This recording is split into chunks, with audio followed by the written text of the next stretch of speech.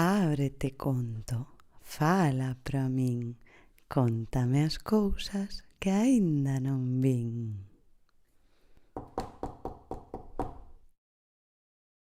Oso atrapa bolboretas. Oso vivía no bosque e o que máis lle gustaba era andar de paseo, botar unha soneca ao pé do lago e coleccionar cousas que atopaba entre as árbores. Un día apareceu un ganapán no alto dunha pola e pensou: que podería facer con isto? Cando chegou ao lago, Oso viu na auga unha bolboreta que perdera o equilibrio ao pousarse nunha folla. Tiña as ás tan molladas que non podía voar.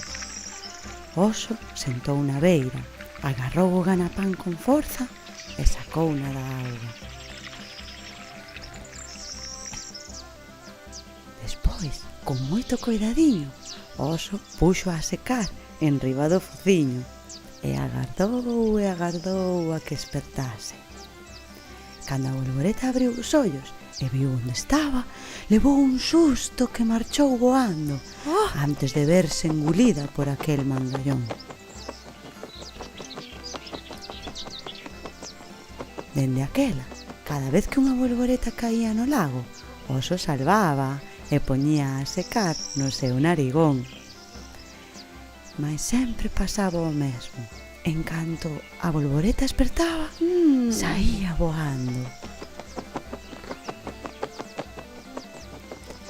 Unha mañá de primavera chegou ao lago unha bolboreta enorme, a máis grande que Oso vira na súa vida.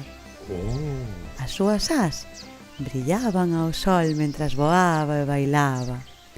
Cando a bolboreta se achegou á auga, un peixe salpicouna ao saltar e empapada caeu no lago. Oso rescatouna e puxo a secar coma sempre.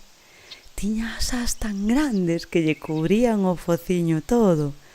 E cando por fin espertou, a bolboreta quedou parada, engaiolada, fronte aos ollos negros de Oso. Salváchesme, dixo agradecida. Eu son Branca, e ti? Eu son Oso, contestoulle el un pouco tímido.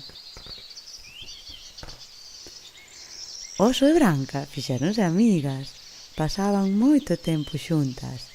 A ela encantáballe facerlle cóxegas nas orellas e xogar ás agachadas.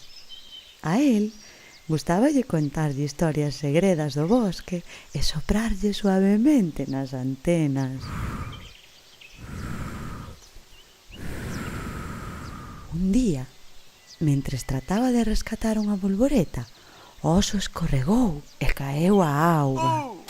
Chapuzaba tanto intentando non ir ao fondo que o lago semellaba un mar moi bravo. Oso non sabía nadar. Branca quixo axudar a Oso, pero a auga salpicaba con forza e, asustada, desapareceu entre as árbores. Os animais do bosque tampouco sabían que facer. De súpeto, unha gran nube de cores cubriu o lago. Era unha nube de bolboretas, todas as que Oso salvara naquel tempo. As bolboretas agarraron a Oso coas súas patiñas e levantárono como se fose unha pluma. Con ás de bolboreta, Oso voou ata o cimo dunha montaña. Unha vez alí, puxérono ao sol para que se secase. Oso durmiu profundamente durante varios días. O sol quentábao ata a tardiña e ao caer a noite as bolboretas tapábano para que non lle collese o frío. Por fin, unha tarde, o Oso espertou. As bolboretas mirábano abraiadas. Cando viron que abría os ollos, voaron arredor del, todas contentas. Dende aquela, o oso sempre anda rodeado de bolboretas que o levan a todas partes.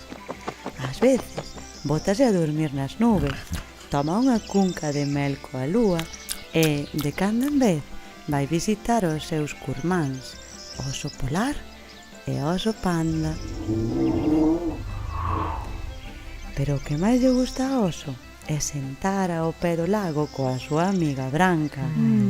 E cando unha bolboreta cae na auga, ali está el para collela a modiño e poñela a secar enriba do fociño. E colorín colorado, este contiño está rematado.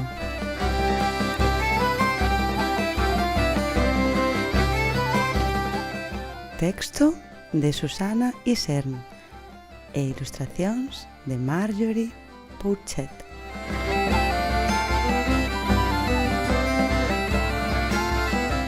Que mensaxe nos ofrece este contiño? Un día apareceu un ganapán no alto dunha pola e as apariencias enganan. Ao contrario do que poida parecer, nada teñen que temer as bolboretas, nin polo ganapán, nin por oso. Esta é unha historia sobre a bondade, a amizade e a forza do traballo en equipa. E ti disto sabes moito, amiga miña.